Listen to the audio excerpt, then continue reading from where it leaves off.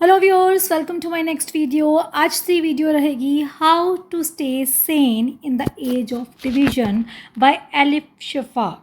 BA second year semester 3rd ਦੇ students ਨੂੰ literature ਦੇ ਵਿੱਚ ਇਹ ਐਸੇ ਹੈ। ਨੌਨ ਫਿਕਸ਼ਨ ਦੇ ਵਿੱਚ ਉਸ ਦੀ ਸਮਰੀ, ਥੀਮ, ਕ੍ਰਿਟੀਕਲ ਐਨਾਲਾਈਜ਼ ਤੇ ਡਿਫਰੈਂਟ ਪਾਰਟਸ ਇੱਕੋ ਹੀ ਆਨਸਰ ਦੇ ਵਿੱਚ ਕਵਰ ਕਰਾਂਗੇ। ਨਾਲ ਦੀ ਨਾਲ ਦੱਸੂਗੀ ਜੇ ਥੀਮ ਆਇਆ ਤਾਂ ਕਿਸ ਤਰੀਕੇ ਲਿਖਣਾ ਹੈ, ਕ੍ਰਿਟੀਕਲੀ ਐਨਾਲਾਈਜ਼ ਕਰਨਾ ਆਇਆ ਤਾਂ ਕਿਵੇਂ ਲਿਖਣਾ ਹੈ, ਡਿਫਰੈਂਟ ਪਾਰਟਸ ਨੂੰ ਐਕਸਪਲੇਨ ਕਰਨਾ ਆਇਆ ਤਾਂ ਕਿਵੇਂ ਲਿਖਣਾ ਹੈ। ਕਨਕਲੂਜਨ ਸਭ ਦੇ ਲਈ ਸੇਮ ਹੀ ਰਹੇਗਾ, ਇਸ ਲਈ ਕਨਕਲੂਜਨ ਸੇਮ ਹੀ ਤੁਸੀਂ ਲਿਖ ਸਕਦੇ ਹੋ। ਐਸੇ ਨੂੰ ਵਰਡ ਟੂ ਵਰਡ ਪੜ੍ਹਨ ਤੋਂ ਪਹਿਲਾਂ ਅਸੀਂ ਸ਼ੁਰੂ ਕਰਾਂਗੇ ਕਿ ਇਸ ਦੇ ਵਿੱਚ ਦੱਸਿਆ ਕੀ ਗਿਆ। ਮੈਂ 2-3 ਮਿੰਟ ਸਿਰਫ ਇਹ ਦੱਸਣ ਲਈ ਲਗਾਉਂਗੀ ਤਾਂ ਕਿ ਤੁਸੀਂ ਐਸੇ ਨੂੰ ਕਿਤੇ ਬੋਰਿੰਗ ਨਾ ਸਮਝੋ।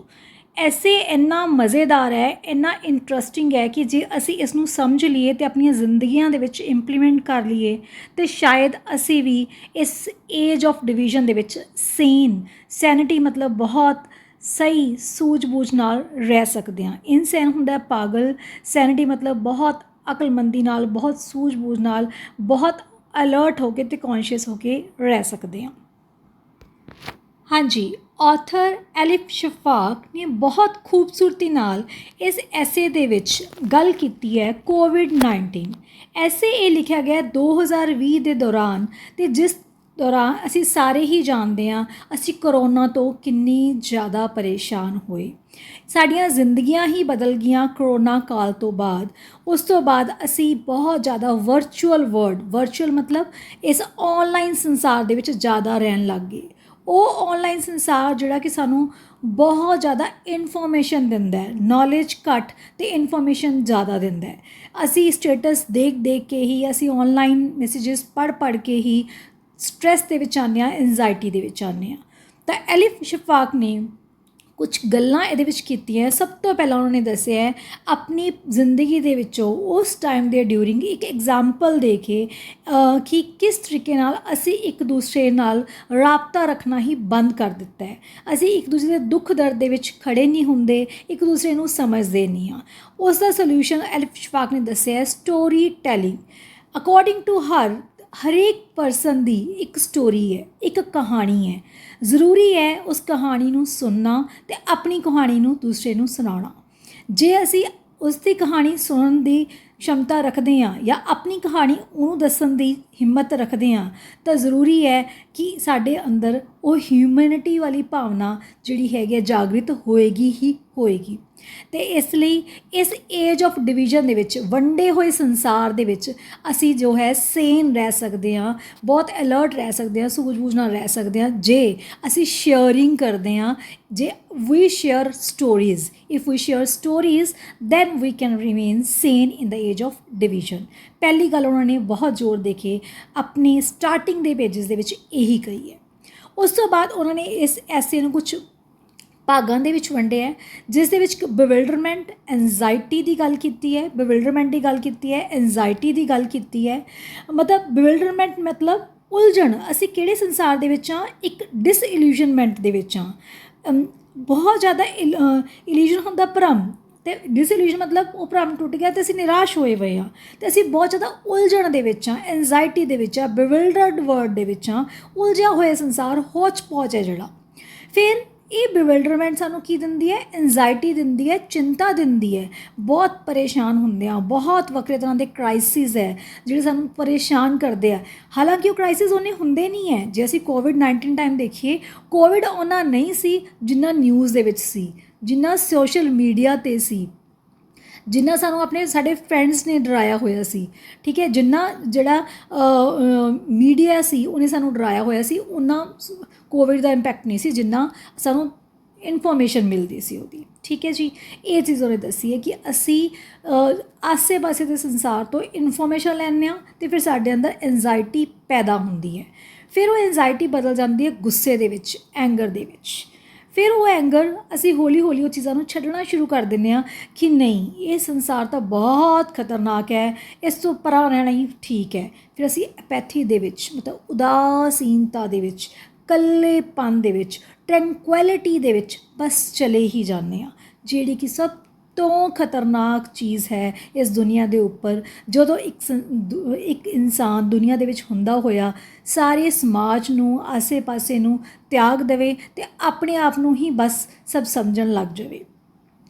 ਅਤੇ ਇਸ ਦਾ ਰੀਜ਼ਨ ਕੀ ਬਣਦੇ ਹੈ? Information, knowledge, wisdom. ਹੁਣ ਇਨਫੋਰਮੇਸ਼ਨ ਸਭ ਤੋਂ ਜਿਹੜੀ ਮਾੜੀ ਗੱਲ ਹੈ, ਜਿਹੜੀ ਕਿ ਬਹੁਤ ਵੈਰਾਇਟੀ ਆਫ ਸੋਰਸਿਸ ਤੋਂ ਸਾਨੂੰ ਮਿਲ ਰਹੀ ਹੈ, ਫੇਸਬੁੱਕ, ਟਵਿੱਟਰ, ਇੰਸਟਾਗ੍ਰਾਮ। ਅਤੇ ਇਨਫੋਰਮੇਸ਼ਨ ਉਹਦੇ 'ਚੋਂ ਹਾਲਾਂਕਿ 20% ਇਨਫੋਰਮੇਸ਼ਨ ਹੀ ਸਹੀ ਹੁੰਦੀ ਹੈ, ਬਾਕੀ ਸਾਰੀ ਫੇਕ ਇੱਧਰ ਉੱਧਰ ਘੁਮਾਈ ਤੁਰੀ ਜਾਂਦੇ ਹੈ। ਇਸ ਲਈ ਇਨਫੋਰਮੇਸ਼ਨ ਦੀ ਬਜਾਏ ਨੌਲੇਜ ਲਓ। ਨੌਲੇਜ ਬਾਈ ਰੀਡਿੰਗ ਬੁੱਕਸ, ਬਾਈ ਕੁਐਸਚਨਿੰਗ, ਬਾਈ ਆਸਕਿੰਗ, ਠੀਕ ਹੈ, ਰਿਫਲੈਕਟਿਵ ਥਿੰਕਿੰਗ। ਫਿਰ ਉਹ ਨੌਲੇਜ ਤੁਹਾਨੂੰ ਵਿਜ਼ਡਮ ਵੱਲ, ਸਿਆਣਪਤਾ ਵੱਲ ਲੈ ਕੇ ਜਾਏਗੀ। ਅਤੇ ਜਦੋਂ ਤੁਸੀਂ ਇਹਨਾਂ ਸਾਰੇ ਐਲੀਮੈਂਟਸ ਨੂੰ ਰਿਫਲੈਕਟਿਵਲੀ ਦੇਖੋਗੇ, ਠੀਕ ਹੈ, ਤਰਕ ਦੇ ਆਧਾਰ 'ਤੇ ਦੇਖੋਗੇ, ਤੁਸੀਂ ਆਪਣੇ ਆਪ you will stay sane in the age of division, ਜਿੱਥੇ ਇਹ ਸੰਸਾਰ ਵੰਡਿਆ ਹੋਇਆ ਹੈ ਅਲੱਗ-ਅਲੱਗ ਭਾਵਨਾਵਾਂ ਦੇ ਵਿੱਚ, ਅਲੱਗ-ਅਲੱਗ ਜਗ੍ਹਾ 'ਤੇ on the basis of race, on the basis of religion, on the basis of ਅਲੱਗ-ਅਲੱਗ ਟੈਰੀਟਰੀ ਦੇ, on the basis of male and female, ਇਹ ਸਭ ਵੰਡਿਆ ਹੋਇਆ ਹੈ। ਤਾਂ ਤੁਸੀਂ ਕੀ ਹੈ ਜਿਹੜੇ ਬਿਲਕੁਲ ਜਦੋਂ ਤੁਸੀਂ ਰਿਫਲੈਕਟਿਵਲੀ ਸੋਚਣਾ ਸ਼ੁਰੂ ਕਰ ਦੋਗੇ, ਕੰਸਟਰਕਟਿਵਲੀ ਸੋਚਣਾ ਸ਼ੁਰੂ ਕਰ ਦੋਗੇ, ਲੌਜੀਕਲੀ ਸੋਚਣਾ ਸ਼ੁਰੂ ਕਰ ਦੋਗੇ, ਹਿਊਮੈਨਿਟੀ ਨਾਲ ਸੋਚਣਾ ਸ਼ੁਰੂ ਕਰ ਦੋਗੇ, ਤਾਂ ਤੁਸੀਂ ਸੇਨ ਰਹਿ ਸਕਦੇ ਹੋ। ਇਹੀ ਸਾਰ ਹੈ ਬੇਟਾ ਇਸ ਐਸੇ ਦਾ। ਹੁਣ ਅਸੀਂ ਪੜ੍ਹਾਂਗੇ ਵਰਡ ਟੂ ਵਰਡ। ਪਹਿਲਾਂ ਮੈਂ ਦੱਸੂੰਗੀ ਕੁਐਸਚਨ ਕਿਵੇਂ ਬਣ ਕੇ ਆ ਸਕਦੇ ਹੈ, ਮੇਨ ਪੁਆਇੰਟਸ ਕੀ ਹੈ, ਐਲਿਫ ਸ਼ਫਾਕ ਦੀ ਇੰਟਰੋਡਕਸ਼ਨ। ਡੈਫੀਨੇਟਲੀ ਵੀਡੀਓ ਵੱਡੀ ਹੋਏਗੀ ਪਰ ਮਜ਼ੇਦਾਰ ਰਹੇਗੀ। ਸਮਝ ਕੇ ਕਰਨਾ ਹੈ, ਅੰਡਰਸਟੈਂਡਿੰਗ ਨਾਲ ਕਰਨਾ ਹੈ। ਕਿਤੇ ਕੋਈ ਸਪੈਲਿੰਗ ਗਲਤ ਹੋ ਗਿਆ ਤਾਂ ਪਲੀਜ਼ ਮੈਨੂੰ ਕਮੈਂਟ ਬਾਕਸ 'ਚ ਪੁੱਛ ਲਿਓ। ਨੋਟਬੁੱਕ 'ਚ ਗਲਤ ਨਾ ਲਿਖਿਓ, ਬਿਲਕੁਲ ਮਿਸਟੇਕ ਨਹੀਂ ਕਰਕੇ ਆਣੀ, ਕਿਉਂਕਿ ਬਹੁਤ ਮਿਹਨਤ ਹੁੰਦੀ ਹੈ ਇੱਕ ਆਨਸਰ ਨੂੰ ਲਿਖਣ 'ਤੇ। ਘੰਟਿਆਂ ਹੀ ਲੱਗ ਜਾਂਦੇ ਆ ਉਹਨਾਂ ਨੂੰ, hours, it took hours to write an answer. ਇਹਨੂੰ ਰਿਫਲੈਕਟਿਵਲੀ ਦੇਖਣ ਲਈ, ਪੜ੍ਹਨ ਲਈ, ਸਮਝਣ ਲਈ ਅਤੇ ਤੁਹਾਡੇ ਲੈਵਲ 'ਤੇ ਆ ਕੇ ਦੱਸਣ ਦੇ ਲਈ ਤਾਂ ਬਹੁਤ ਹੀ ਟਾਈਮ ਲੱਗਦਾ ਬੇਟਾ। ਤਾਂ ਪਲੀਜ਼ ਸਬਸਕ੍ਰਾਈਬ ਦਾ ਚੈਨਲ ਜੇ ਤੁਹਾਨੂੰ ਲੱਗਦਾ ਕਿ ਮੈਮ ਤੁਹਾਡੇ ਲਈ ਮਿਹਨਤ ਕਰ ਰਹੇ ਹੈ। Share the video with needy student. Please comment box ਦੇ ਵਿੱਚ ਜ਼ਰੂਰ ਦੱਸ ਦਿਆ ਕਰੋ ਕਿ ਵਾਕਈ ਹੀ ਇਹ ਵਰਤੀ ਹੈ, ਤੁਹਾਨੂੰ ਸਮਝ ਆਇਆ ਕਿ ਨਹੀਂ ਆਇਆ। ਜੇ ਕੋਈ ਲਾਈਨ ਟਫ ਲੱਗਦੀ ਹੈ ਕੋਈ ਗੱਲ ਨਹੀਂ, ਸ਼ਾਰਟ ਕਰਕੇ ਕਰ ਲਿਓ। ਜੇ ਕੋਈ ਪੈਰਾ ਟਫ ਲੱਗਦਾ ਛੱਡ ਸਕਦੇ ਹੋ, ਪਰ ਇਹ ਨਹੀਂ ਹੈ ਕਿ ਤੁਸੀਂ ਐਸੇ ਛੱਡ ਦਿਓ, ਕਿਉਂਕਿ ਫਸਟ ਐਸੇ ਹੈ from the exam point of view ਬਹੁਤ ਇੰਪੋਰਟੈਂਟ ਹੋਏਗਾ।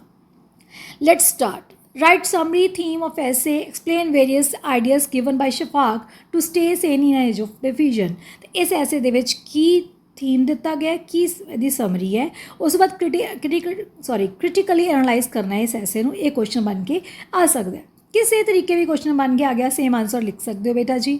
Sorry I have to mention my name because ਬਹੁਤ ਕਾਪੀ ਹੋ ਜਾਂਦੀ ਹੈ, ਸਕਰੀਨਸ਼ਾਟ ਲੈ ਕੇ ਲੋਕ ਸ਼ੇਅਰ ਕਰ ਦਿੰਦੇ ਆ, ਉਹ ਫਿਰ ਆਪਣੀ ਮਿਹਨਤ ਮਤਲਬ ਲੱਗਦਾ ਕਿ ਗਲਤ ਹੋ ਗਿਆ ਹੈ ਨਾ, ਤਾਂ ਇਸ ਲਈ ਆਈ ਹੈਵ ਟੂ ਰਾਈਟ ਮਾਈ ਨੇਮ। ਤੁਸੀਂ ਆਪਣੀਆਂ ਕਾਪੀਜ਼ 'ਤੇ ਜਾਂ ਪੇਪਰ ਦੇ ਵਿੱਚ ਨਾਮ ਨਾ ਲਿਖਿਆ ਆਇਓ, this is not the part of your answer.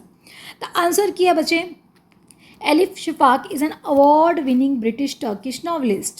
She is the most widely read female author in Turkey. She is a prominent speaker and has published 20 books. ठीक है जी। Her work has been translated into 50 languages. She has written novels, short stories, memoirs, essays. Her work explores the theme of identity, memory, feminism, politics, mysticism, migration. ਦੇਖੋ ਜੋ author ਦੀ introduction ਹੈ ਤੁਸੀਂ ਆਪਣੇ according ਇਹਨੂੰ ਘਟਾ ਸਕਦੇ ਹੁੰਦੇ ਹੋ, ਜਿੰਨੀ ਯਾਦ ਕਰ ਸਕਦੇ ਹੋ ਤੁਸੀਂ ਕਰ ਲੈਣਾ ਬੇਟਾ, ਪਰ ਮੈਂ ਸਾਰਿਆਂ ਨੂੰ ਧਿਆਨ 'ਚ ਰੱਖ ਕੇ ਹੀ ਦੱਸਣੀ ਹੁੰਦੀ ਹੈ। ਤਾਂ ਕੌਣ ਹੈ ਇਹ? ਬ੍ਰਿਟਿਸ਼ ਟਰਕਿਸ਼ ਹੈ, ਰਾਈਟ ਆਥਰ ਹੈ, ਫੀਮੇਲ ਆਥਰ ਹੈ, ਕਿੱਥੋਂ ਦੇ? ਹੁਣ ਟਰਕੀ ਦੇ ਵਿੱਚ ਰਹਿ ਰਿਹਾ ਹੈ, ਬਹੁਤ ਮਸ਼ਹੂਰ ਪ੍ਰੋਮੀਨੈਂਟ ਸਪੀਕਰ ਹੈ, 20 ਕਿਤਾਬਾਂ ਲਿਖੀਆਂ, ਉਹਨਾਂ ਦੀ ਕਿਤਾਬਾਂ 50 ਲੈਂਗੁਏਜ ਦੇ ਵਿੱਚ ਟਰਾਂਸਲੇਟ ਹੋ ਚੁੱਕੀਆਂ। ਉਹਨਾਂ ਨੇ ਕਈ ਨਾਵਲ ਵੀ ਲਿਖੇ ਹੈ, ਮਿੰਨੀ ਕਹਾਣੀਆਂ, ਮੈਮੋਇਰਸ ਹੁੰਦਾ ਕਿਸੇ ਦੀ ਜ਼ਿੰਦਗੀ ਬਾਰੇ ਪੂਰੀ ਵਿਆਖਿਆ, ਐਸੇਜ਼ ਵੀ ਲਿਖੇ ਹੈ। ਉਹਨਾਂ ਦੀ ਰਾਈਟਿੰਗਸ ਦੇ ਵਿੱਚ ਥੀਮ ਕੀ ਰਹੇ ਬੇਟਾ? ਆਈਡੈਂਟੀਟੀ, ਕਿਸੇ ਦੀ ਪਹਿਚਾਣ, ਕਿਸੇ ਦੀ ਯਾਦ, ਜਾਂ ਫੈਮਿਨਿਜ਼ਮ, ਔਰਤਾਂ ਬਾਰੇ, ਜਾਂ ਪੋਲੀਟਿਕਸ ਬਾਰੇ, ਜਾਂ ਮਿਸਟਿਸਿਜ਼ਮ ਬਾਰੇ ਲਿਖਿਆ। ਉਹਨਾਂ ਦੇ ਬਹੁਤ ਜ਼ਿਆਦਾ ਇੰਪੋਰਟੈਂਟ ਵਰਕ ਰਹੇ ਹੈ, the bastard of Istanbul 2006, the 40 rules of love, ਠੀਕ ਹੈ 2009, three daughters of Eve, 10 minutes 38 seconds in this strange words 2019। ਕੋਈ ਵੀ ਦੋ ਰਾਈਟਿੰਗਸ ਬੇਟਾ ਲਿਖ ਦਿਓ ਜਿਹੜੀਆਂ ਯਾਦ ਰਹਿ ਸਕਦੀਆਂ, ਠੀਕ ਹੈ। ਸ਼ਫਾਕ ਓਫਨ ਐਡਰੈਸਿਸ ਦਾ ਇਸ਼ੂ ਆਫ ਕਲਚਰਲ ਕਨਫਲਿਕਟਸ। ਅਲੱਗ-ਅਲੱਗ ਕਲਚਰਸ ਦੇ ਵਿੱਚ ਕਨਫਲਿਕਟਸ ਹੈ, ਭੇਦਭਾਵ ਹੈ ਉਹਦੇ ਬਾਰੇ ਇਹਨਾਂ ਨੇ ਦੱਸਿਆ ਹੈ, ਡੈਮੋਕ੍ਰੇਸੀ ਬਾਰੇ, ਫਰੀडम ऑफ स्पीच ਬਾਰੇ ਅਤੇ ਔਰਤਾਂ ਦੇ ਅਧਿਕਾਰਾਂ ਬਾਰੇ ਵੀ ਇਹਨਾਂ ਨੇ ਗੱਲ ਕੀਤੀ ਹੈ। ਸ਼ਫਾਕ ਨੂੰ ਜੋ ਐਲਿਫ ਸ਼ਫਾਕ ਨੂੰ ਰਿਸੀਵ ਹੋਏ ਆ ਕਈ ਇੰਟਰਨੈਸ਼ਨਲ ਲਿਟਰੇਰੀ ਅਵਾਰਡਸ, ਅੰਤਰਰਾਸ਼ਟਰੀ ਜਿਹੜੀ ਲਿਟਰੇਰੀ ਅਵਾਰਡ ਮਿਲੇ ਹੈ। पर एक बेस्ट अवार्ड जो मैं दसना चाहूँगी, honorary doctorates for her contribution to the literature and human literature. ਹੁਣ ऑनरेरी डॉक्टरेट की होंगी है बेटा, जिवें मैं लिखती हाँ डॉक्टर रमनदीप कौर, मेरे नाम के अगे सैलूटेशन लगती है डॉक्टर।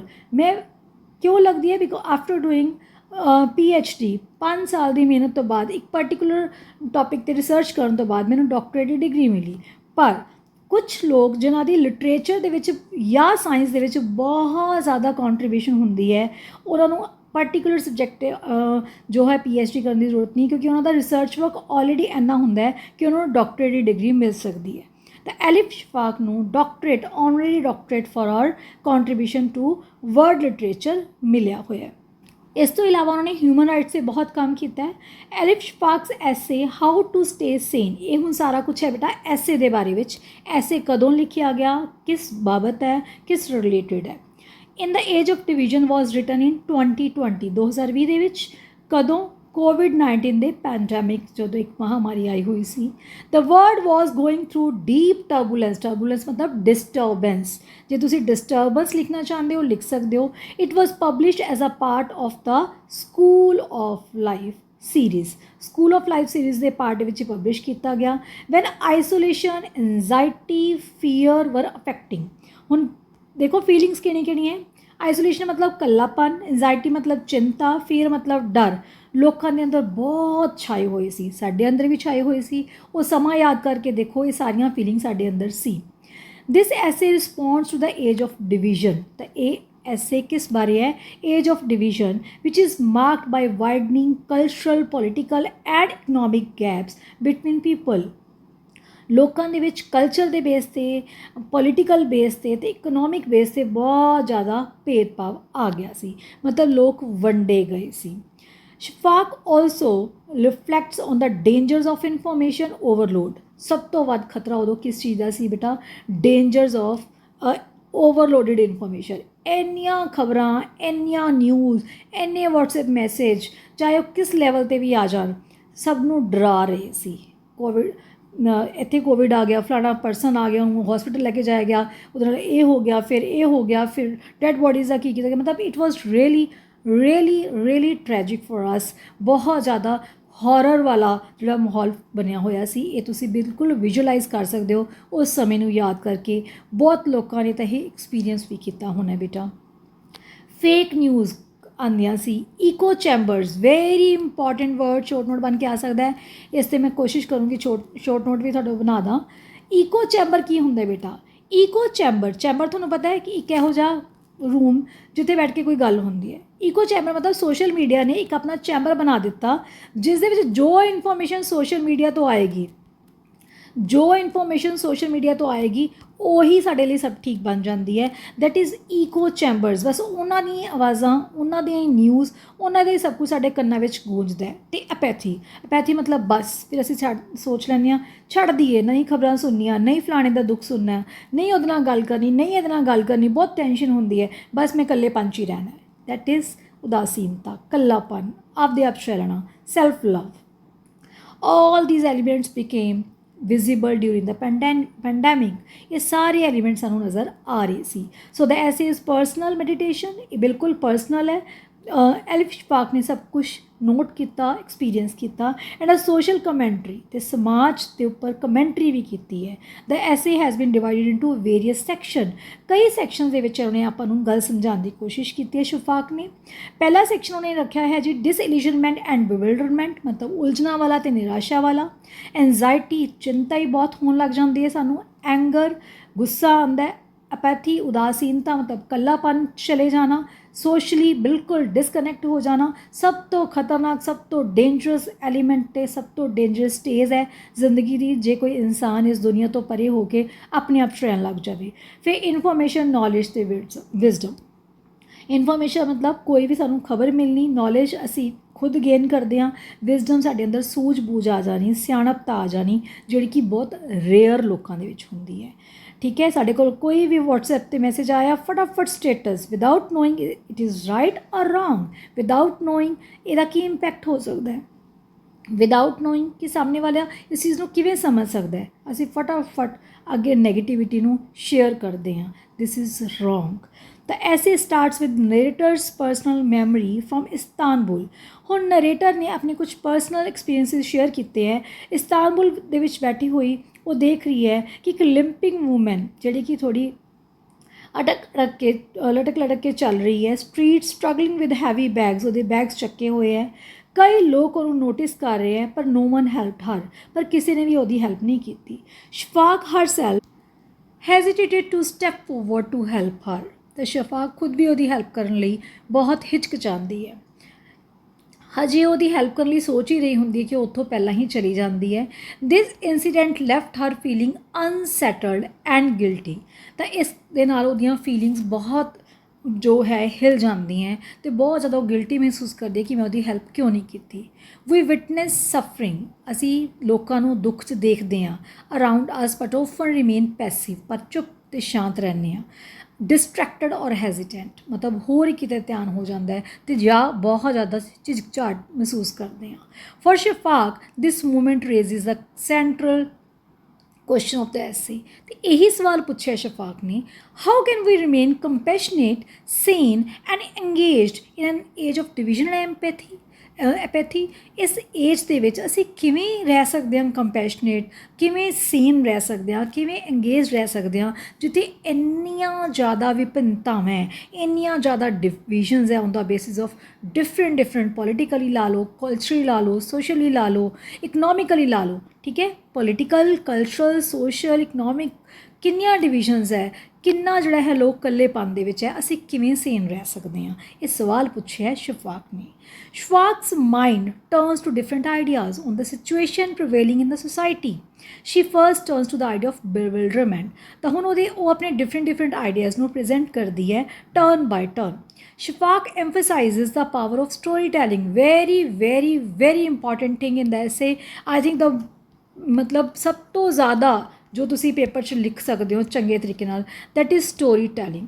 ਤਾਂ ਸ਼ਫਾਕ ਨੇ ਜ਼ੋਰ ਦਿੱਤਾ ਹੈ, ਐਮਫਸਾਈਜ਼ ਕੀਤਾ ਹੈ ਜਾਂ ਸਟਰੈਸ ਕੀਤਾ ਹੈ, ਕਿਸ ਚੀਜ਼ 'ਤੇ ਸਟਰੈਸ ਕੀਤਾ ਹੈ ਕਿ ਸਟੋਰੀ ਟੈਲਿੰਗ, ਅਸੀਂ ਕਿਸ ਤਰੀਕੇ ਨਾਲ, ਕਿੰਨੀ ਪਾਵਰ ਹੈ ਸਟੋਰੀ ਟੈਲਿੰਗ ਦੀ, power of story telling.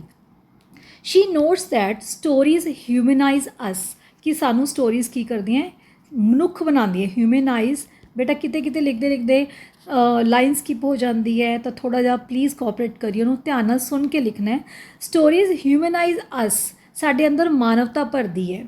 How humans make sense of the world, connect with one another, ਕਿਵੇਂ ਲੋਕ ਇਸ ਸੰਸਾਰ ਦੀ ਜਿਹੜੀ ਹੈਗੀ ਹੈ ਸੈਂਸ ਬਣਾਉਂਦੇ ਹੈ, ਇੱਕ ਦੂਜੇ ਨਾਲ ਜੁੜਦੇ ਹੈ। ਐਂਡ ਪ੍ਰੀਜ਼ਰਵ ਐਮਪੈਥੀ ਬਿਲਕੁਲ ਉਲਟਾ ਹੈ ਅਪੈਥੀ ਤੋਂ। ਐਮਪੈਥੀ ਹੁੰਦਾ ਹੈ ਦੂਸਰੇ ਦੀ ਜਗ੍ਹਾ 'ਤੇ ਜਾ ਕੇ ਉਹਦਾ ਦਰਦ ਸਮਝ ਲੈਣਾ, ਉਹਦਾ ਹਮਦਰਦ ਬਣ ਜਾਣਾ।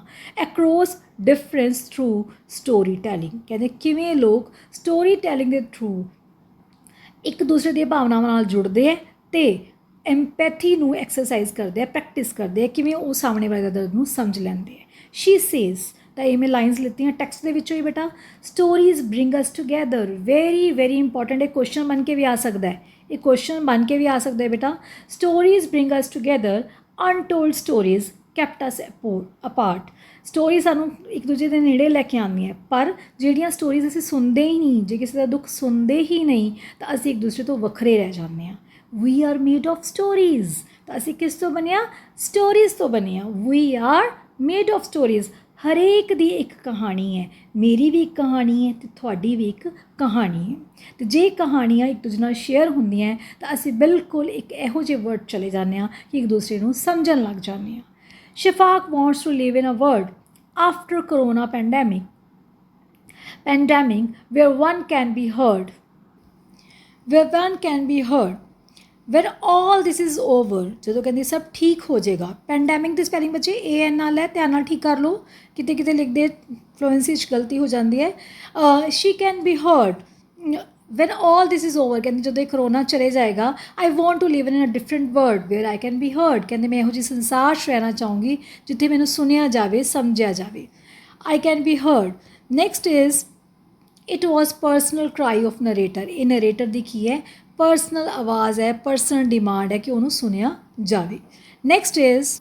ਨੈਕਸਟ ਐਸੇ ਜੋ ਹੈ ਦੱਸ ਰਹੀ ਹੈ ਸ਼ਫਾਕ ਕਿ ਜਦੋਂ ਉਹ ਟਰਕਿਸ਼ ਸਕੂਲ ਦੇ ਵਿੱਚ ਪੜ੍ਹਾਉਂਦੀ ਸੀ ਉਹਦਾ ਕੀ ਐਕਸਪੀਰੀਅੰਸ ਰਿਹਾ। ਮੀਨਸ ਟਰਕਿਸ਼ ਟੀਚਿੰਗ ਇਨ ਟਰਕਿਸ਼ ਸਕੂਲ ਵੈਨ, ਮਤਲਬ ਉਹਦੀ ਜੋ ਉਹਨੇ ਲਰਨਿੰਗ ਕੀਤੀ ਹੈ ਉਸ ਸਕੂਲ ਦੇ ਵਿੱਚੋਂ, ਤਾਂ ਉਹਦਾ ਉਸ ਟਾਈਮ 'ਤੇ ਕੀ ਐਕਸਪੀਰੀਅੰਸ ਰਿਹਾ when she was a learner being while learning in Turkish school। She noticed that students' minds were sharply divided along political, ideological and social lines। ਕਹਿੰਦੇ ਬੱਚਿਆਂ ਦੇ ਦਿਮਾਗ ਵੰਡੇ ਹੋਏ ਸੀ ਕਿਸ ਦੇ ਵਿੱਚ? ਰਾਜਨੀਤਿਕ ਉਹਨਾਂ ਦੀਆਂ ਆਈਡੀਆਜ਼ ਦੇ ਬੇਸ 'ਤੇ ਅਤੇ ਉਹਨਾਂ ਦੇ ਸਮਾਜ ਦੇ ਵਿੱਚ ਵੱਖਰੇ ਵਿਚਰਨ ਦੇ ਬੇਸ 'ਤੇ। ਬੀਇੰਗ ਇੰਟਰੋਵਰਟ, ਮਤਲਬ ਉਹ ਬਹੁਤ ਅੰਤਰਮੁਖੀ ਸੀ। ਇੰਟਰੋਵਰਟ ਮਤਲਬ ਅੰਤਰਮੁਖੀ ਹੋਣਾ, ਅਤੇ ਲੈਫਟ ਹੈਂਡਡ ਸੀ। ਤਾਂ ਸ਼ਫਾਕ ਨੂੰ ਕਈ ਸਮੱਸਿਆਵਾਂ ਦਾ ਸਾਹਮਣਾ ਕਰਨਾ ਪਿਆ। ਸਾਡੇ ਸਮਾਜ ਦੇ ਵਿੱਚ ਜੇ ਕੋਈ ਲੈਫਟ ਹੈਂਡ ਨਾਲ ਲਿਖਣਾ ਹੈ ਤਾਂ ਉਹਨੂੰ ਸੋਸ਼ਲੀ ਜਾਂ ਕਲਚਰਲੀ ਜੋ ਸਹੀ ਕੰਸੀਡਰ ਨਹੀਂ ਕੀਤਾ ਜਾਂਦਾ, ਇੱਕ ਪ੍ਰੋਬਲਮ ਸਮਝਿਆ ਜਾਂਦਾ ਹੈ। ਅਸੀਂ ਵੀ ਕਈ ਵਾਰੀ ਬਹੁਤ ਪੁੱਠਾ ਬੋਲਦੇ ਹਾਂ, ਗਲਤ ਬੋਲਦੇ ਹਾਂ ਜੇ ਕੋਈ ਲੈਫਟ ਹੈਂਡ ਨਾਲ ਲਿਖਦਾ ਹੈ। Every day her teacher use to shell at her. Shell ਮਤਲਬ ਚੀਕਣਾ। to use her good hand, कि अपना चंगा हथ वरत, मतलब सज्जा हथ वरत, stop using her bad hand। Shafaq recalls how she faced difficulties in learning language। ਤਾਂ ਸ਼ਫਾਕ ਯਾਦ ਕਰਦੇ ਹੈ ਕਿ ਕਿਸ ਤਰੀਕੇ ਨਾਲ ਉਹ ਸਮੱਸਿਆਵਾਂ ਆਈਆਂ ਲੈਂਗੁਏਜ ਨੂੰ ਲਰਨ ਕਰਨ ਦੇ ਵਿੱਚ। in a world of complex and challenging situation, ਜੋ ਇਹ ਵਰਡ ਹੈ, ਇਹ ਸੰਸਾਰ ਹੈ, ਬਹੁਤ ਚੈਲੰਜਿੰਗ ਸਿਚੁਏਸ਼ਨਸ ਹੈ। ਗਰੁੱਪ ਨਾਰਸਿਸਿਜ਼ਮ ਮਤਲਬ ਸਭ ਆਪਣੇ ਲਈ, ਨਾਰਸਿਸਟਿਕ ਹੈ, ਸਭ ਆਪਣੇ ਲਈ ਸੋਚਦੇ ਹੈ, ਆਪਣੇ ਨਾਲ ਪਿਆਰ ਕਰਦੇ ਹੈ। Has become compensation for our personal frustration, flaws and failures। ਤਾਂ ਗਰੁੱਪ ਨਾਰਸਿਜ਼ਮ ਬਣ ਗਿਆ ਇੱਕ ਕੰਪਨਸੇਸ਼ਨ, ਮਤਲਬ ਇੱਕ ਕੰਪਨਸੇਸ਼ਨ ਮਤਲਬ ਇਹ ਪੂਰੀ ਜਿਹੜਾ ਅਸੀਂ ਕਹਿੰਦੇ ਹਾਂ ਬੈਲੈਂਸ ਹੋ ਗਿਆ, ਸਾਡੀਆਂ ਪਰਸਨਲ ਫਰਸਟ੍ਰੇਸ਼ਨ ਅਤੇ ਫਲॉज ਅਤੇ ਫੇਲਰਸ ਉਹ 'ਚ ਨਿਕਲਦੇ ਹੈ। It provides a counterbalance to troubling feelings. ਸਾਡੀਆਂ ਦੋ ਜਿਹੜੀਆਂ ਖਤਰਨਾਕ ਫੀਲਿੰਗਸ ਹੈ, that is disillusionment and bewilderment, ਉਹਦਾ ਕਾਊਂਟਰ ਬੈਲੈਂਸ ਬਣ ਜਾਂਦੀ ਹੈ। In the modern world with its political upheavals, ਮਤਲਬ ਜਿੱਥੇ ਪੋਲੀਟੀਕਲੀ ਬਹੁਤ ਸਭ ਕੁਛ ਡਿਸਟਰਬਡ ਹੈ, ਸੋਸ਼ਲ ਡਿਵੀਜ਼ਨ ਹੈ, ਰੈਪਿਡ ਟੈਕਨੋਲੋਜੀਕਲ ਚੇਂਜ ਹੈ, ਟੈਕਨੋਲੋਜੀਕਲ ਚੇਂਜ ਆ ਰਹੀ ਹੈ, ਬਦਲਾਵ ਆ ਰਿਹਾ ਹੈ, ਤਕਨੀਕੀ ਬਦਲਾਵ ਆ ਰਿਹਾ ਹੈ। People often feel disoriented. ਲੋਕ ਜਿਹੜੇ ਹੈਗੇ ਹੈ ਬਹੁਤ ਉਖੜੇ ਹੋਏ ਮਹਿਸੂਸ ਕਰਦੇ ਹੈ, ਉਹ ਆਪਣੇ ਆਪ ਸਹੀ ਮਹਿਸੂਸ ਨਹੀਂ ਕਰਦੇ। When it is embraced it can lead to humility, curiosity and openness to new perspective। ਪਰ ਜੇ ਅਸੀਂ ਦੇਖੀਏ ਕਿ ਬਿਵਿਲਡਰਮੈਂਟ ਨੂੰ ਅਸੀਂ ਨੈਗੇਟਿਵ ਨਾ ਲਈਏ, ਬਿਵਿਲਡਰਮੈਂਟ ਕਦੀ ਨੈਗੇਟਿਵ ਨਹੀਂ ਹੁੰਦੀ। ਜੇ ਅਸੀਂ ਇਹਨੂੰ ਬਹੁਤ ਹਿਊਮਿਲਿਟੀ, ਬਹੁਤ ਨਿਮਾਣਾ ਹੋ ਕੇ, ਕਿਉਰਿਓਸਿਟੀ, ਕੁਝ ਜਾਣਨ ਦੀ ਇੱਛਾ ਰੱਖੀਏ, ਸਾਹਮਣੇ ਵਾਲਿਆਂ ਨੂੰ ਸਮਝਣ ਦੀ ਇੱਛਾ ਰੱਖੀਏ, ਤਾਂ ਇਹ ਨਵੇਂ ਰਾਹ ਸਾਡੇ ਲਈ ਖੋਲ੍ਹ ਦੇਗੀ।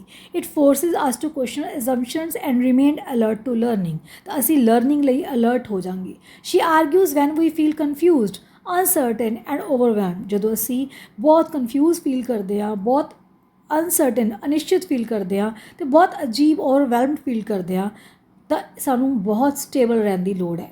ਨੌਲੇਜ ਆਪਣੇ ਆਪ ਨਹੀਂ ਆਉਂਦੀ, ਨੌਲੇਜ ਲੈਣੀ ਪੈਂਦੀ ਹੈ।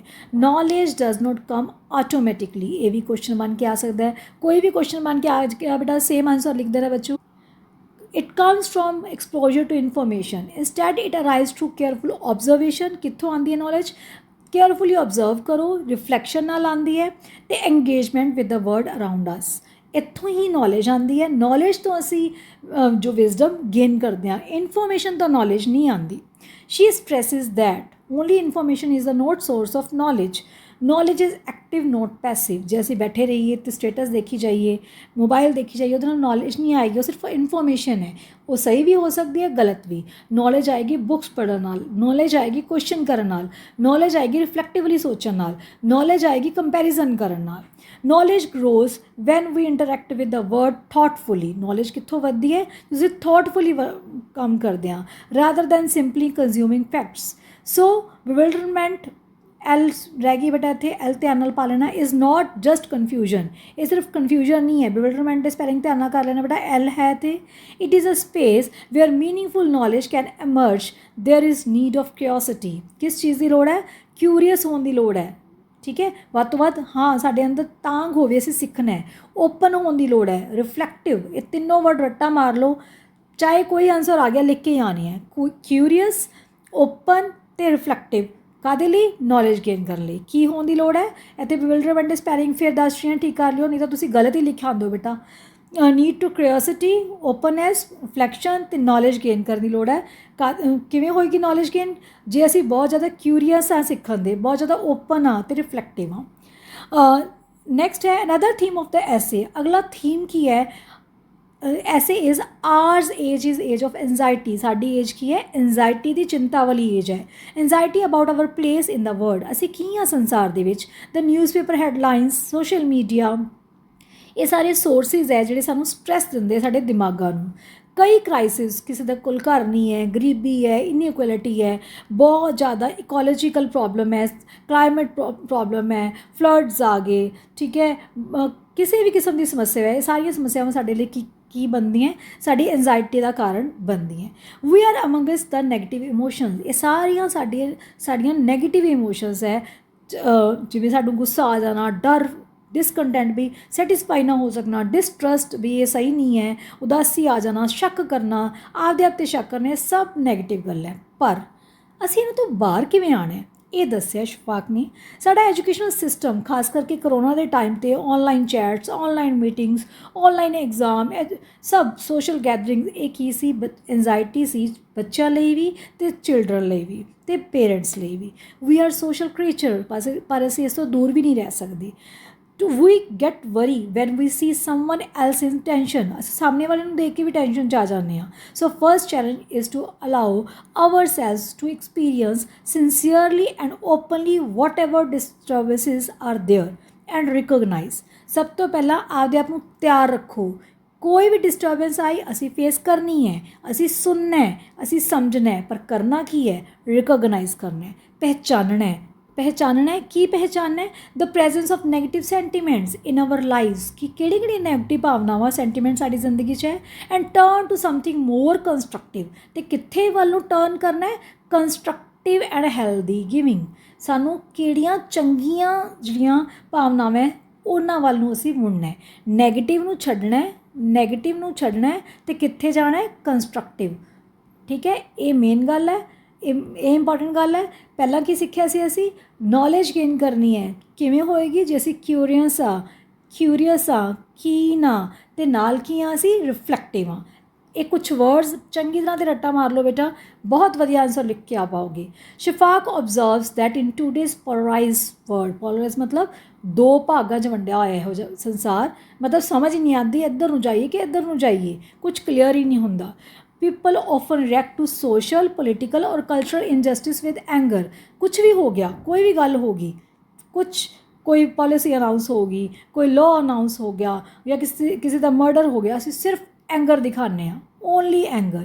ਤਾਂ ਕੁਛ ਐਗਜ਼ਾਮਪਲਸ ਦਿੱਤੀਆਂ ਅਮਰੀਕਾ ਦੇ ਵਿੱਚ ਜੋ ਹੈ ਮਰਡਰ ਹੋਇਆ ਜੋਰਜ ਫਲੋਇਡ ਦਾ, ਉਹਦੇ ਪ੍ਰਤੀ ਜੋ ਐਂਗਰ ਦਿਖਾਇਆ ਲੋਕਾਂ ਨੇ, ਉਹਦੀ ਐਗਜ਼ਾਮਪਲ ਦਿੱਤੀ ਹੈ। ਤਾਂ ਇਸ ਤਰੀਕੇ ਨਾਲ ਇਹ ਐਂਗਰ ਸ਼ੋਅ ਕਰਦੇ ਹਾਂ। ਐਂਗਰ ਦੋਨੋਂ ਤਰੀਕੇ ਨਾਲ ਆਉਂਦਾ ਹੈ, ਨੈਚੁਰਲੀ ਅਤੇ ਅੰਡਰਸਟੈਂਡੇਬਲ ਐਂਗਰ। ਅੰਡਰ ਲਿਖ ਕੇ ਅੰਡਰਸਟੈਂਡਏਬਲ ਨਾਲ ਹੀ ਲਿਖਣਾ ਬੇਟਾ। ਤਾਂ ਇਟ ਰਿਫਲੈਕਟਸ ਆਊਟਰੇਜ ਐਟ ਅਨਫੇਅਰਨੈਸ। ਆਊਟਰੇਜ ਮਤਲਬ ਗੁੱਸਾ ਆਉਂਦਾ ਸਾਨੂੰ ਕਾਹਦੇ 'ਤੇ? ਵੀ ਇਹ ਅਨਫੇਅਰ ਹੈ, ਗਲਤ ਹੋਇਆ ਹੈ, ਡਿਸਕ੍ਰਿਮੀਨੇਸ਼ਨ ਹੋਇਆ। ਡਿਸਕ੍ਰਿਮੀਨੇਸ਼ਨ ਮਤਲਬ ਭੇਦਭਾਵ ਹੋਇਆ। ਕਿਉਂ ਇਹ ਫਰਕ ਕੀਤਾ ਜਾ ਰਿਹਾ ਹੈ? ਕਿਉਂ ਇਹ ਗਲਤ ਹੋਇਆ? ਵਾਇਲੈਂਸ, ਹਿੰਸਾ ਹੋਈ ਹੈ। ਸ਼ੀ ਕੌਸ਼ਨਸ, ਪਰ ਸਾਨੂੰ ਰੋਕਦੇ ਹੈ, ਸ਼ਫਾਕ ਸਾਨੂੰ ਰੋਕਦੀ ਹੈ। ਕੀ ਕਹਿ ਰਿਹਾ ਹੈ? That unchecked anger can be destructive. ਜੇ ਨਾ ਆਪਦੇ ਗੁੱਸੇ ਨੂੰ ਰੋਕਿਆ, ਅਨਚੈੱਕ ਕੀਤਾ, ਨਾ ਰੋਕਿਆ, ਤਾਂ ਇਹ ਖਤਰਨਾਕ, ਇਹ ਬਹੁਤ ਜ਼ਿਆਦਾ ਤਬਾਹੀ ਵਾਲਾ ਹੋਏਗਾ। ਕਾਹਦੇ ਲਈ? ਪਰਸਨਲੀ ਵੀ ਅਤੇ ਸੋਸ਼ਲੀ ਵੀ, ਤੁਹਾਡੇ ਆਪਦੇ ਲਈ ਵੀ ਅਤੇ ਸਮਾਜ ਲਈ ਵੀ। ਜੇ ਐਂਗਰ ਨੂੰ ਨਾ ਰੋਕਿਆ ਗਿਆ ਤਾਂ ਇਹ ਬਹੁਤ ਜ਼ਿਆਦਾ ਕੀ ਹੋਏਗਾ? ਡਿਸਟਰਕਟਿਵ, ਕੰਸਟਰਕਟਿਵ ਨਹੀਂ ਹੋਊਗਾ, ਇਹ ਤਬਾਹ ਕਰ ਦੂਗਾ ਤੁਹਾਨੂੰ ਵੀ ਅਤੇ ਤੁਹਾਡੇ ਸਮਾਜ ਨੂੰ ਵੀ। She emphasises that true changes come from calm. ਕਦੋਂ ਆਉਂਦੇ ਆ ਬਦਲਾਵ? ਸਹੀ ਬਦਲਾਵ ਕਦੋਂ ਆਉਂਦਾ ਹੈ? ਜਦੋਂ ਤੁਸੀਂ ਬਹੁਤ ਕੀ ਹੋ? ਕਾਮ ਹੋ, ਬਹੁਤ ਜ਼ਿਆਦਾ ਸ਼ਾਂਤ ਹੋ।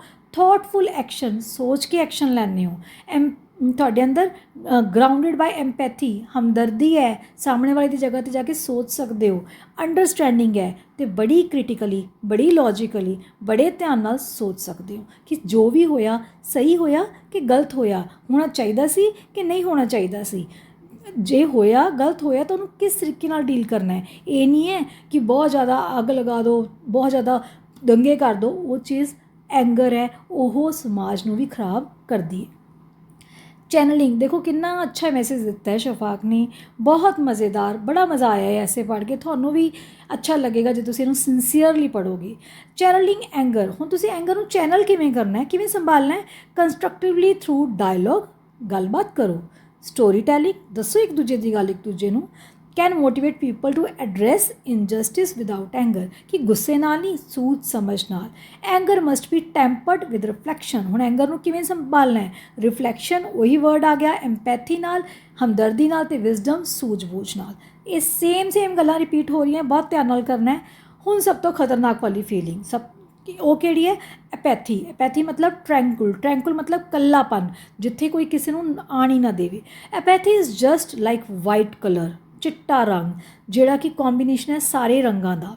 ਐਪੈਥੀ is combination of many emotions. ਜਦੋਂ ਅਸੀਂ ਬਹੁਤ ਐਂਜ਼ਾਈਟੀ 'ਚ ਹੋਈਏ, ਡਿਸਇਲੂਜ਼ਨਮੈਂਟ ਹੋਈਏ, ਬਿਵਿਲਡਰਮੈਂਟ ਹੋਈਏ, ਫਿਰ ਇਹਦੀ ਸਪੈਲਿੰਗ ਗਲਤ, ਪਲੀਜ਼ ਠੀਕ ਕਰ ਲੈਣੇ ਬੇਟਾ ਇਹ ਸਪੈਲਿੰਗ, ਕਿਤੇ ਰਹਿ ਜਾਂਦੇ ਆ ਫਟਾਫਟ ਲਿਖਦੇ। ਬਿਵਿਲਡਰਮੈਂਟ, BEWILDERMENT,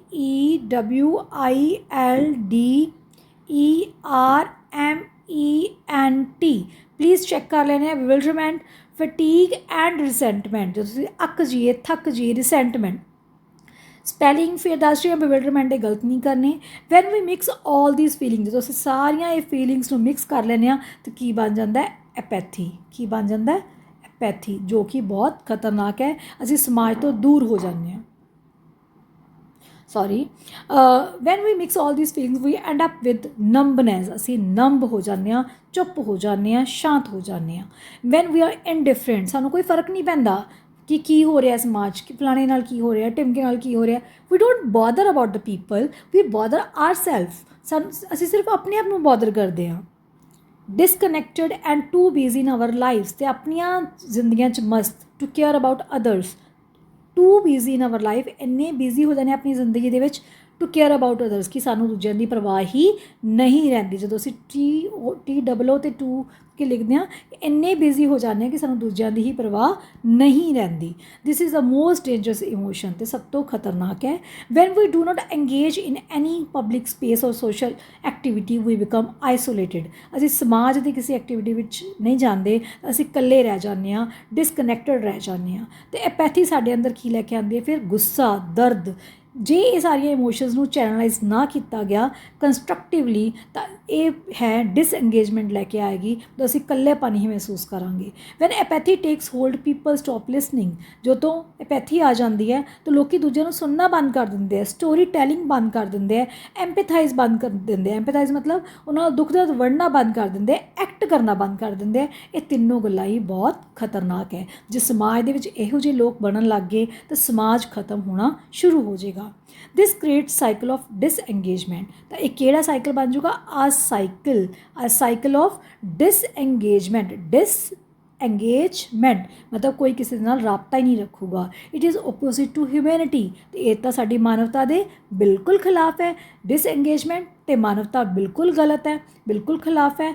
ਇਹ ਨਹੀਂ ਹੋਣਾ ਚਾਹੀਦਾ। It is crucial for maintaining social cohesion, compassion and sanity in the divided world, ਅਤੇ ਜ਼ਰੂਰੀ ਹੈ ਅਸੀਂ ਹਿਊਮਨ ਹੋਈਏ ਇਸ ਵਰਡ ਦੇ ਵਿੱਚ, ਇਹਨੂੰ ਸੰਭਾਲਣ ਦੇ ਲਈ ਜਿੱਥੇ ਵਰਡ ਵੰਡਿਆ ਹੋਇਆ ਹੈ। This is one of the greatest paradox of hour time. ਇਹ ਪੈਰਾਡੋਕਸ ਹੈ। ਪੈਰਾਡੋਕਸ ਹੁੰਦਾ ਵੀ ਇੱਕੋ ਹੀ ਟਾਈਮ 'ਤੇ ਦੋ ਗੱਲਾਂ, ਵੰਡਿਆ ਹੋਇਆ ਵਰਡ ਵੀ ਹੈ, ਐਂਜ਼ਾਈਟੀ ਵੀ ਹੈ, ਡਿਸਇਲੂਜ਼ਨਮੈਂਟ ਵੀ ਹੈ, ਬਿਵਿਲਡਰਮੈਂਟ ਵੀ ਹੈ। ਪਰ ਅਸੀਂ ਕੀ ਹੋਣਾ? ਕੰਸਟਰਕਟਿਵ ਹੋਣਾ, ਰਿਫਲੈਕਟਿਵ ਹੋਣਾ, ਹਿਊਮਨਾਈਜ਼ ਹੋਣਾ, ਅਤੇ ਬਹੁਤ ਸੰਭਾਲ ਕੇ ਰੱਖਣਾ ਸਭ ਨੂੰ।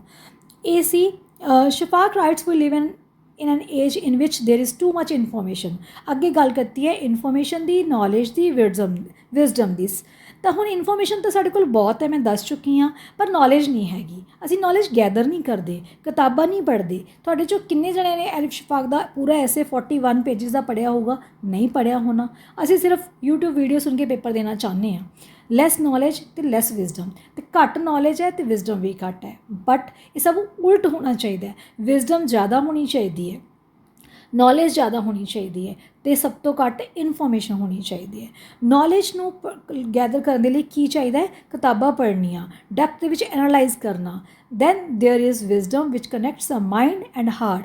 ਫਿਰ ਹੀ ਉਹ ਸਮਝ ਆਏਗੀ, ਉਹ ਵਿਜ਼ਡਮ ਆਏਗੀ ਜਿਹੜਾ ਕਿ ਸਾਡੇ ਮਨ ਅਤੇ ਸਾਡੇ ਦਿਮਾਗ ਨੂੰ, ਸਾਡੇ ਦਿਲ ਅਤੇ ਸਾਡੇ ਦਿਮਾਗ ਨੂੰ ਬੈਲੈਂਸ ਕਰਦੀ ਹੈ, ਸਮਝਦੀ ਹੈ।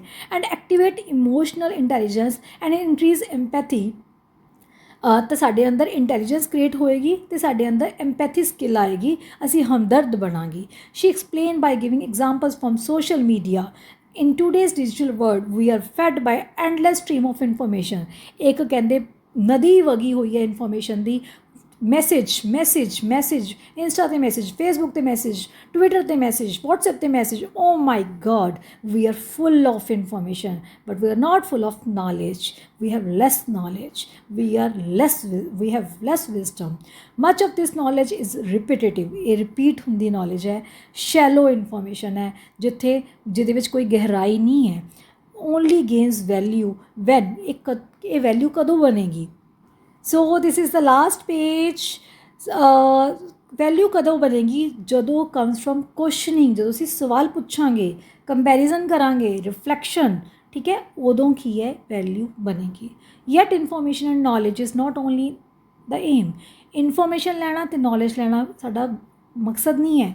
ਮਕਸਦ ਹੈ ਵਿਜ਼ਡਮ ਅਟੇਨ ਕਰਨਾ, ਵਿਜ਼ਡਮ ਨੂੰ ਗੈਟ ਕਰਨਾ। ਸ਼ਫਾਕ ਸਟ੍ਰੈਸਿਸ ਦੈਟ ਇਨਫੋਰਮੇਸ਼ਨ ਇਜ਼ ਅਬੰਡੈਂਟ। ਬਹੁਤ ਇਨਫੋਰਮੇਸ਼ਨ ਪਈ ਹੈ, ਨੌਲੇਜ ਜ਼ਰੂਰੀ ਹੈ, ਵਿਜ਼ਡਮ ਤਾਂ ਬਹੁਤ ਹੀ ਰੇਅਰ ਹੈ, ਵਿਜ਼ਡਮ ਤਾਂ ਬਹੁਤ ਘੱਟ ਲੋਕਾਂ ਕੋਲ ਹੁੰਦੀ ਹੈ। And most important is resisting division and nurturing humanity. Very important. ਸਭ ਤੋਂ ਜ਼ਰੂਰੀ ਕੀ ਹੈ? ਡਿਵੀਜ਼ਨ ਨੂੰ ਰੈਜ਼ਿਸਟ ਕਰਨਾ, ਉਹਦੇ ਉਲਟ ਬੋਲਣਾ ਕਿ ਡਿਵੀਜ਼ਨ ਨਹੀਂ ਹੋਣੀ ਚਾਹੀਦੀ, ਅਸੀਂ ਵੰਡੇ ਨਹੀਂ ਹੋਣੇ ਚਾਹੀਦੇ। Note on the basis of colour, race, politically, socially ਅਸੀਂ ਨਹੀਂ ਵੰਡੇ ਹੋਣੇ ਚਾਹੀਦੇ। ਕੀ ਹੋਣਾ ਚਾਹੀਦਾ ਹੈ? ਮਾਨਵਤਾ ਨੂੰ ਨਰਚਰ ਕਰਨਾ ਹੈ। ਨਰਚਰ ਮਤਲਬ ਵਧਾਉਣਾ ਹੈ, ਪ੍ਰਫੁੱਲਿਤ ਕਰਨਾ ਹੈ, ਅੱਗੇ ਵਧਾਉਣਾ ਹੈ। ਇਹ ਸੀ ਬੇਟਾ ਪੂਰਾ ਐਸੇ। ਤਾਂ ਹੁਣ ਇਹਦਾ ਕਨਕਲੂਜਨ ਤੁਸੀਂ ਲਿਖ ਸਕਦੇ ਹੋ। Thus, Elif Shafak explained that we are living in the age of division। ਅਸੀਂ ਕਿੱਥੇ ਰਹਿ ਰਹੇ ਹਾਂ? ਉਹ ਸੰਸਾਰ ਜਿਹੜਾ ਕਿ ਡਿਵੀਜ਼ਨ, ਐਂਗਰ, ਐਂਜ਼ਾਈਟੀ ਅਤੇ ਬਿਵਿਲਡਰਮੈਂਟ ਦੇ ਵਿੱਚ। ਉਹ ਭਾਈ ਇੱਥੇ ਫਿਰ ਐਲ ਰਹਿ ਗਿਆ। I am so sorry, I don't know why I have miss this alphabet again and again, but I am writing again bewilderment। ਤਾਂ ਪਲੀਜ਼ ਇਹਨੂੰ ਠੀਕ ਕਰ ਲੈਣਾ ਹੈ। ਬਿਲਕੁਲ ਵੀ ਐਗਜ਼ਾਮ 'ਚ ਗਲਤ ਨਹੀਂ ਕਰਕੇ ਆਉਣਾ। ਇਹ ਨਾ ਕਹੀਓ ਕਿ ਮੈਮ ਨੇ, ਰਮਨ ਮੈਮ ਨੇ ਲਿਖਿਆ ਸੀ ਅਤੇ ਅਸੀਂ ਗਲਤ ਕਰ ਦਿੱਤਾ। ਬਿਵਿਲਡਰਮੈਂਟ ਦੀ ਸਪੈਲਿੰਗ ਮੈਂ ਬਾਰ ਲਿਖ ਰਹੀ ਹਾਂ, BEWILGERMENT। At many places I have missed, I am really sorry, please correct it। But it is also marked by age of possibility। We must transform bewilderment into curiosity rather than fear।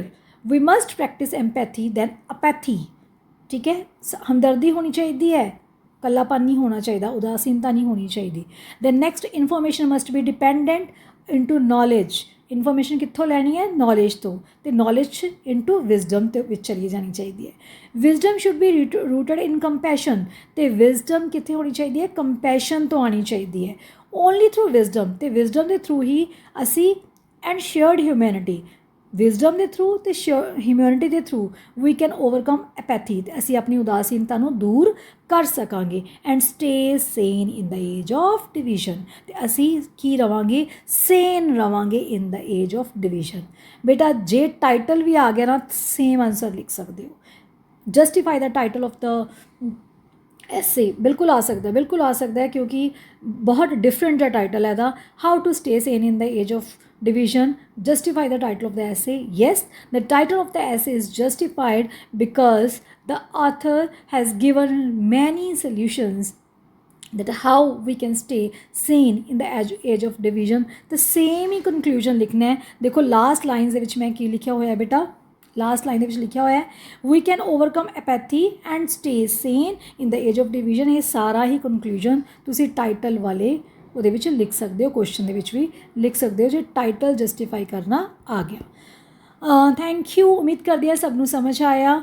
Please subscribe the channel for further videos. Thank you. God bless you. Keep watching and sharing. Ability enhancement ਦਾ ਪੂਰਾ ਹੀ syllabus already uploaded ਹੈ, ਤੁਸੀਂ watch ਕਰ ਸਕਦੇ ਹੋ। Thank you.